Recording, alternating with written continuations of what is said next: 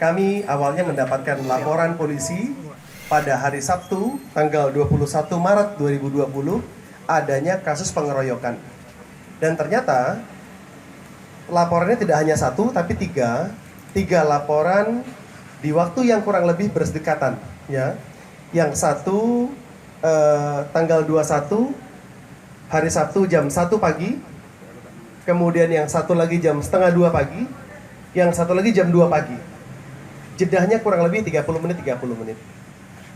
Dan TKP-nya itu yang pertama di Suci Manyar, Kecamatan Kebomas, kemudian di pinggir Jalan Noto Prayitno, Kecamatan Kebomas, dan yang ketiga di Simpang 3, Panglima Sudirman. Berawal dari informasi yang kami dapat dari para korban, yang mana korban sedang melintas, kemudian didatangi oleh sekelompok sepeda motor, kemudian tanpa bertanya ataupun tanpa berdiskusi terlebih dahulu, langsung melakukan penganiayaan kepada para korban.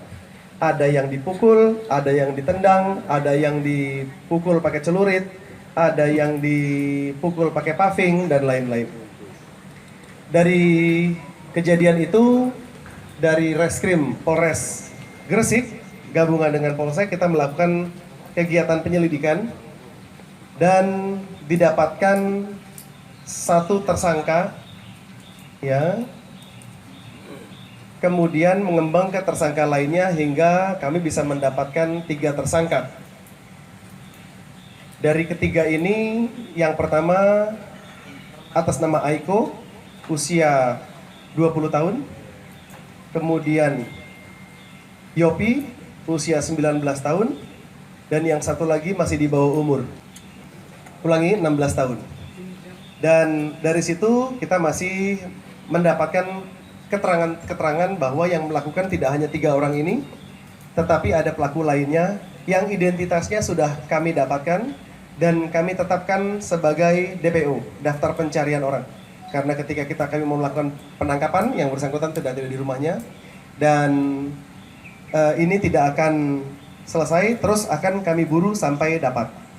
Dan ini menjadi pembelajaran bagi yang lain bahwa tidak ada yang kebal hukum di Indonesia ini, semuanya menganut prinsip equality before the law, semua adalah berstatus sama di depan hukum, dan siapapun yang melanggar hukum ada konsekuensi hukum yang harus ditanggung, ya.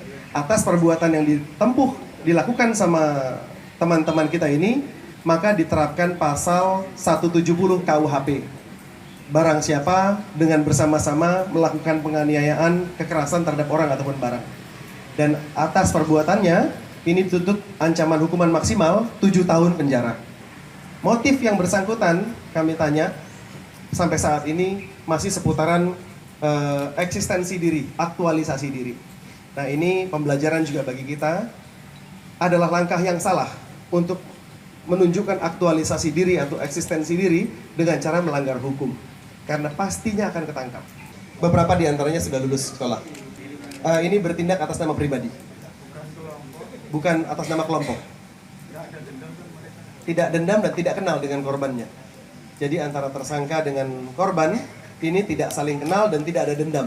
Jadi motifnya adalah berkeliling, menemukan calon korban, berhenti, dianiaya, kabur. Ada keinginan membentuk gangster yang ya, sementara kami tanyakan belum ada arah ke arah sana.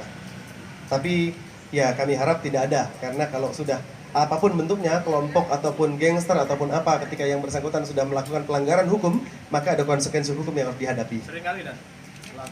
Informasi dari yang disampaikan para tersangka baru sekali ini yang bersangkutan melakukan perbuatan ini. Terkait perampasan ini masih kita dalami karena itu dilakukan, informasinya dugaannya dilakukan oleh orang yang tidak termasuk dalam ketiga ini. Tersangka keseluruhan ada 11 warga Gresik. Sebelum melakukan perbuatannya, yang bersangkutan sempat kumpul-kumpul kopdar, minum minuman keras berupa arak. Setelah itu baru keliling mencari korban dan dilakukan penganiayaan secara bersama-sama. Di Kecamatan Manyar, dari 11 pelaku, 3 kena, 8 masih dalam pencarian. Iya, karena ini adalah motor paling depan. Ya, pengendara motor paling depan yang menentukan targetnya siapa.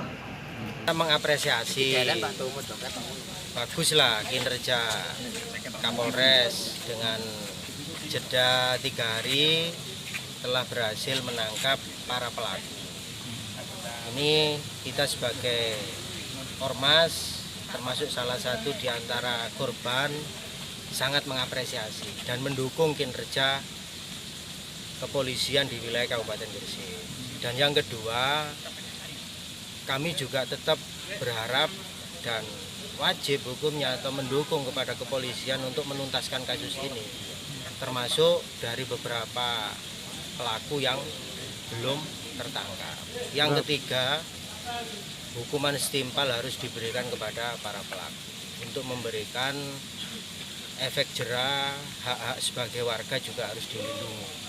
Dan yang keempat, kami berharap kepada kepolisian semua di wilayah Kabupaten Gresik untuk meningkatkan kewaspadaan atau patroli di semua wilayahnya masing-masing.